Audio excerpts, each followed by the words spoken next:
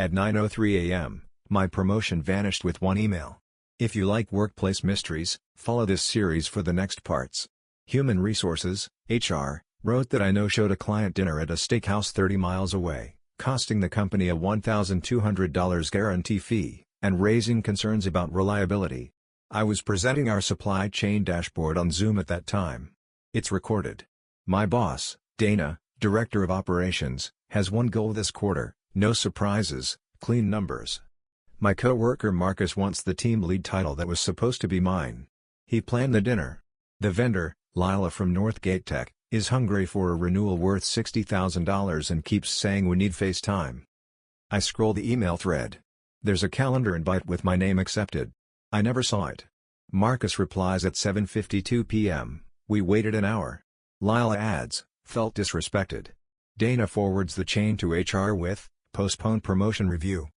Would you trust the calendar or the recording? I pull the restaurant receipt. The signature looks like my nephew's Quinn. But I didn't leave downtown, and my Metro card shows no tap after 5:12 p.m. The kicker? The receipt includes my corporate email printed under the check, as if I personally booked it. I stare at the timestamp, then the phone number on the reservation log, and something about those digits makes my stomach drop as I dial. The number listed on the receipt wasn't mine. Yet when I dialed it, my desk phone lit up. Someone had spoofed my extension. That meant whoever made the reservation wanted it to appear as if I personally called. I walked straight to IT. Darren, our systems guy, ran a quick check. Looks like someone forwarded your extension calls to an outside line last week. Then reversed it the next day. He shrugged. Happens sometimes if people tinker with the settings. People? As far as I knew, only administrators could alter call routing. Marcus had bragged once about knowing shortcuts in the system because his cousin worked in telecom. My heart pounded.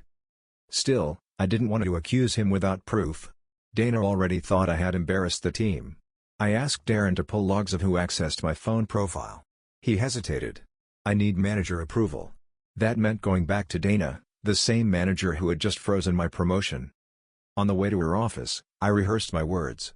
If I sounded defensive, she'd think I was making excuses. If I sounded too calm, she'd think I wasn't taking it seriously. I knocked, and she looked up from her laptop with a sharp, clipped voice, "Make it quick." I stepped inside and told her I believe someone tampered with my phone settings. Her eyebrow twitched. "Are you accusing Marcus of something?" Dana folded her hands, expression unreadable. "Look," she said, "I don't like office drama. Marcus has his flaws, but he wouldn't risk his career sabotaging yours. Focus on regaining credibility instead of pointing fingers." Her words stung. Credibility was all I had. I insisted I wasn't throwing accusations, just asking permission for IT to confirm if my extension had been altered. Dana sighed. "Fine. But if this comes back empty, it reflects poorly on you." I left her office with a knot in my chest. Back at my desk, Darren messaged me, "Got approval. Pulling logs now." 10 minutes later, he pinged again. "Someone logged into your profile from Dana's account. Sunday night." I froze. Dana herself? Or someone using her credentials? Darren clarified, "Could be her, could be anyone with her login. System doesn't differentiate." This was worse than I thought. If Dana was in on it, I had no allies. If someone impersonated her, the scope of the sabotage was bigger than a jealous coworker. I scrolled back through Slack. There it was, Marcus's casual 6:20 p.m. message, "You good for tonight?" Like bait. My chest tightened. Either he set me up, or someone higher wanted me gone. The next day, a new email from HR popped into my inbox, and it wasn't just about the dinner anymore. The email said finance flagged a $4,800 training reimbursement request under my name. Supposedly for a leadership seminar in Chicago. I had never submitted anything like that. Attached was a scanned form with my signature. Again, it looked close, but not exact. The seminar company listed didn't exist when I Googled it. Fake vendor, fake invoice, my name on it. I rushed to HR, desperate to clear my record. The specialist, Claire, leaned back in her chair. "This is serious. 2 incidents in 1 week? It suggests a pattern." I begged her to compare my travel card logs. I hadn't left the state. Claire frowned. "We'll escalate this to compliance." Back at my desk, Marcus strolled over with his coffee. "Rough week, huh?" His smirk lingered too long. Don't worry. These things blow over. My stomach churned. I opened the system logs Darren had shared. One detail stuck out: the Sunday night login under Dana's credentials happened from an IP address tied to Marcus's laptop. He had used Dana's account to mess with my profile. But why was Dana defending him so hard? Was she protecting him, or herself? Before I could answer, a calendar invite popped up on my screen. Emergency review meeting, 3 p.m. The organizer? Dana herself. At 3 p.m., I walked into the glass conference room. Dana sat at the head of the table. HR's Claire was on her left. Marcus on her right, flipping through a notepad like a model employee. Dana started. "We're here to discuss concerns about fraudulent activities linked to your name." My throat tightened. Fraudulent. Heavy word. I pulled out my proof, the Zoom recording from the night of the dinner, the Metro card logs, the IP address Darren uncovered. I didn't skip the client. I didn't submit fake expenses. Someone is impersonating me. Claire looked intrigued, but Dana's expression hardened. IP logs can be manipulated. Zoom recordings can be trimmed. The vendor says you confirmed. Then Marcus leaned forward. "Maybe you're overwhelmed. If you want, I can handle the Northgate account until this clears." He smiled like he had already won. But Claire asked a key question: "Who authorized access to your profile from Dana's account?" Silence. Dana's jaw tightened. The meeting ended unresolved. But for the first time, I saw Claire's doubt flicker, not toward me, but toward them. Who do you think looked guiltier in that room? That night, I received a text from an unknown number: "Stop digging, or the next thing they pin on you won't be fake." I stared at the text, my hands trembling. It was a burner number, no name attached. I screenshotted it, then locked my phone. The timing was too perfect. The message came less than an hour after the meeting. I debated telling Claire, but without proof of who sent it, I'd sound paranoid. Instead, I visited Darren in IT again. I showed him the message. He frowned. If someone's bold enough to text threats, they're desperate. That means you're close to something. Darren quietly gave me access to deeper system logs. "Don't tell anyone I did this. But maybe you'll find your smoking gun." That night, I scrolled through hundreds of login entries. And then I saw it: Marcus's laptop connecting at 11:14 p.m. to the expense system, again under Dana's credentials. He was still using her login. But why would Dana allow it? The next morning, Dana called me into her office. She looked tired, eyes shadowed. "I don't like what you're implying," she said flatly. "If you keep pushing, it'll end your career here." I walked out with one conclusion: Dana wasn't just covering for Marcus. She was entangled in whatever scheme was brewing. Later that afternoon, Claire from HR stopped me in the hallway. "I think I know why this is happening to you," she whispered. Claire closed the door to a small conference room. Her voice dropped. "Dana is under investigation. Compliance flagged irregularities in vendor contracts last quarter. Marcus is her shadow. If she goes down, he does too. They need a scapegoat." My stomach sank. Everything clicked: the fake dinner, the forged expense report, the text. It wasn't just petty sabotage for a promotion. It was survival. They were setting me up to take the fall if the investigation got messy. Claire leaned forward. "I shouldn't tell you this, but a whistleblower hotline exists. Anonymous. If you feed them proof, they'll act." I asked why she was helping me. Claire sighed. "Because I've seen good employees get crushed. I don't want that for you." I thanked her, heart pounding. That night, I prepared a packet of evidence: the logs, the fake receipt, the bogus invoice. I submitted it through the anonymous portal. 2 days later, compliance requested interviews with Dana and Marcus. That same morning, my badge failed at the turnstile. Security escorted me inside, saying my access was under review. They weren't going down without pulling me deeper into the fire. Being escorted through the lobby felt humiliating. Colleagues glanced up, whispering. Security deposited me in a waiting room while HR deliberated. My phone buzzed, an email from compliance asking me to clarify inconsistencies in my report. My anonymous shield was gone. I texted Darren for backup. He replied, "Check the shared drive. Look for folder Q for vendor audits. Hurry." My heart raced. From my laptop, I logged in. Inside the folder were spreadsheets, one clean version, one altered. The altered file shifted thousands of dollars into miscellaneous training. The approval signature? Mine. They weren't just setting me up for skipped dinners. They were weaving me into a fraud scheme. I copied everything to a flash drive. Security returned, saying HR wanted to see me again. I slipped the drive into my sock.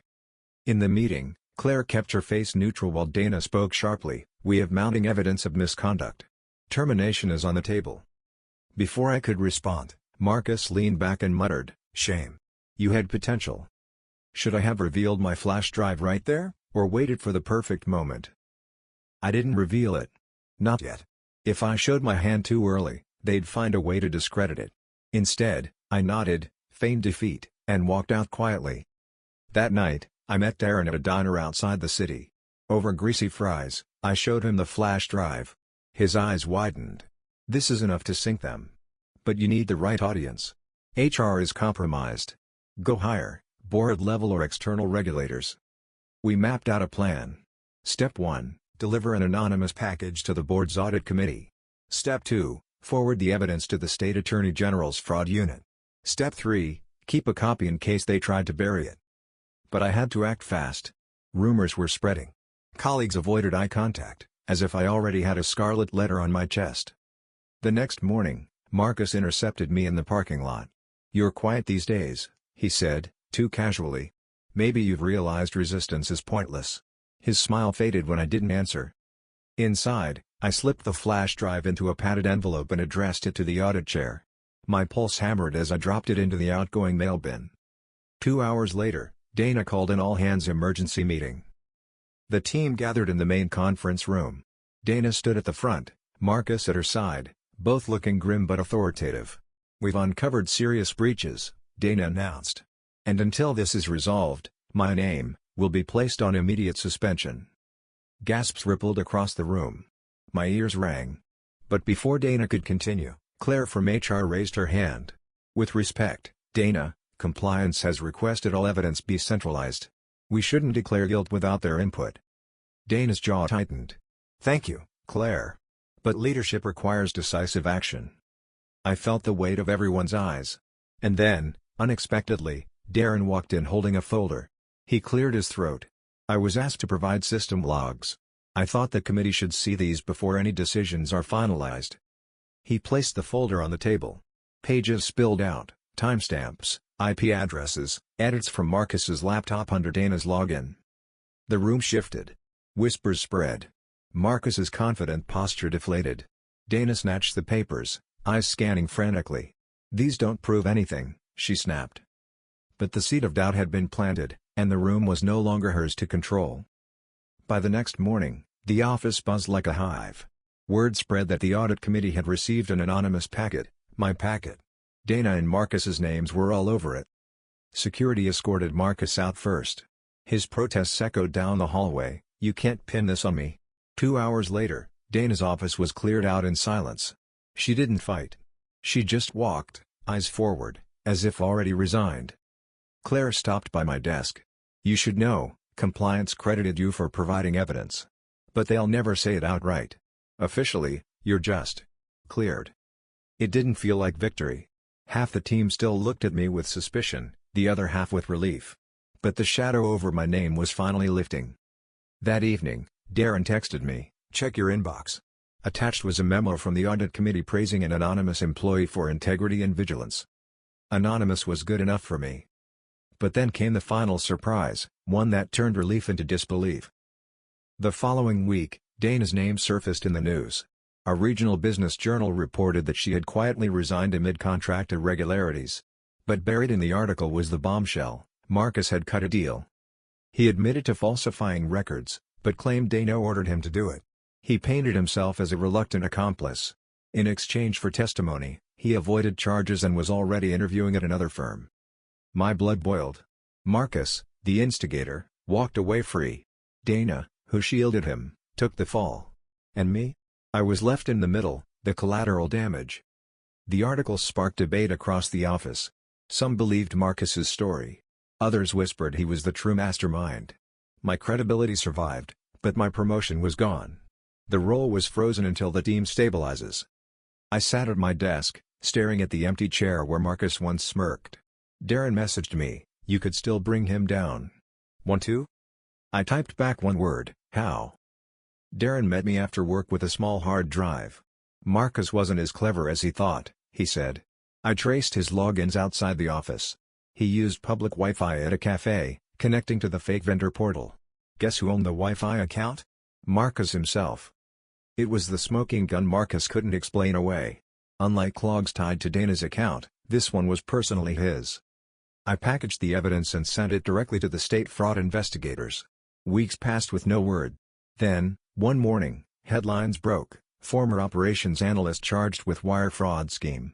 Marcus's photo was plastered across the article. Relief washed over me. Finally, truth outpaced his lies. At the office, whispers turned into congratulations. Claire stopped by again, smiling this time. You played the long game. Not many people could have. Still, I wondered, if Darren hadn't risked his neck, would I have survived this at all? The storm eventually calmed. Dana disappeared from the industry. Marcus faced charges. And me, I kept my job, but not the promotion. The board decided to bring in an external hire to rebuild trust. At first, the decision stung.